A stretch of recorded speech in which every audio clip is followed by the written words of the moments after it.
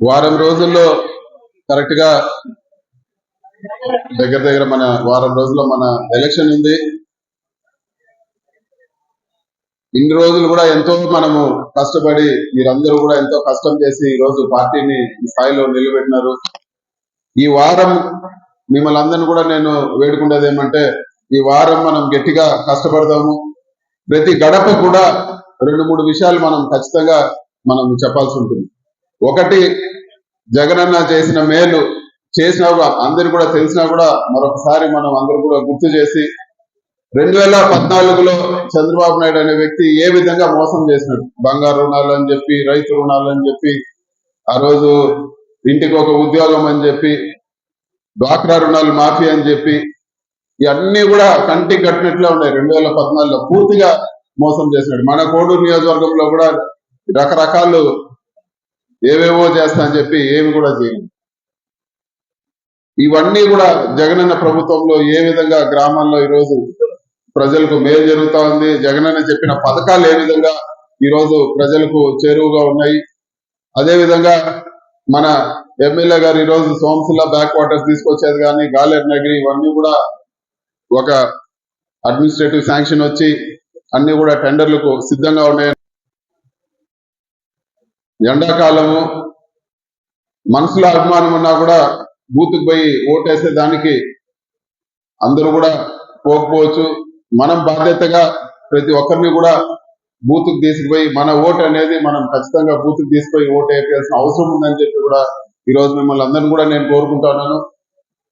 అందరూ అన్ని పనులు కూడా చూడాల్సిన పని లేదు.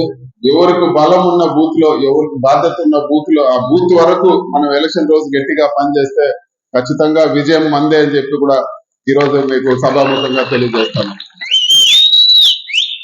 దాదాపు మనకుండే నాయకులు, గృహ సారథులు, వాలంటీర్లు అందరూ కూడా కరెక్ట్ గా మధ్యాహ్నం 12 నుంచి లంచ్ బ్రేక్ నుంచి ఏవైతే మనకు బూతులు ఖాళీగా ఉంటాయో కనీసం మనం ఒక 10 ఓట్లు వేస్తే 10,000 ఓట్లు తేడా వచ్చే అవకాశం ఉందని చెప్పి కూడా మీకు అందరు కూడా నేను తెలియజేస్తున్నాను.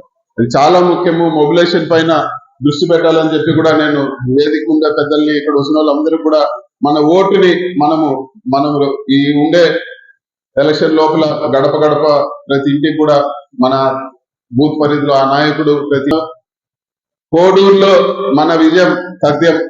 వైసీపీ కోడూరులో ఖచ్చితంగా జరుగుతుంది.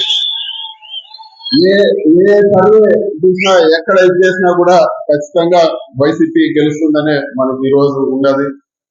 గత ఎలక్షన్ లో కూడా ఏ విధంగా మనం అందరూ కూడా కష్టపడి ఇది చేసినాము, ఈ ఎలక్షన్ లో కూడా అందరూ కలిసినా కూడా ఎన్ని మీటింగ్లు పెట్టినా, వాళ్ళు ఎన్ని తిట్లు తిట్టినా ఫైనల్ గా ఓటేసేది కోడూరు ప్రజలు. రిజల్ట్ లో ఖచ్చితంగా ఫ్యాన్ గాలిలో అపోజిషన్ అంతా కొట్టకపోతుందని చెప్పి కూడా ఈ రోజు మీకు తెలియజేస్తున్నాను.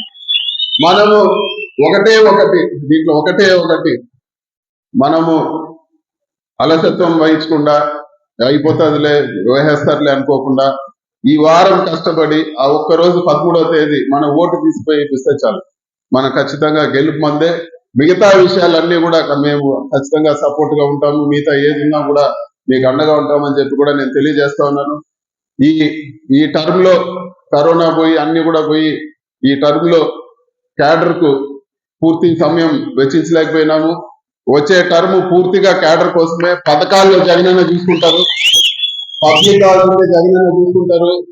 ఎంపీ బాధ్యత ఖచ్చితంగా క్యాడర్ కు ఉపయోగపడటమే. ఏదైనా కానీ పంచాయతీ వర్గా కానీ మండల వర్గాన్ని పెడితే మీ పనులు చేసేదే నా బాధ్యత అని చెప్పి కూడా నేను ఖచ్చితంగా మీకు అందరు కూడా నేను తెలియజేస్తా ఉన్నాను.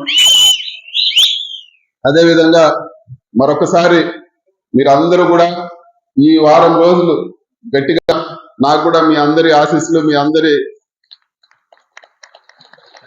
మంచి దీవెనలతో మళ్ళీ కూడా మాకు అవకాశం వస్తుందని చెప్పి కూడా నేను మనస్ఫూర్తిగా అందరిని కూడా నేను కోరుకుంటా ఉన్నాను. మాకుండేది ఉండేది ఈ రోజు బలంగా పార్టీ ఉందంటే ఖచ్చితంగా అది మన క్యాడర్. నేనే చూసినా స్వయంగా ఎన్నో ఇబ్బందులు పడినారు.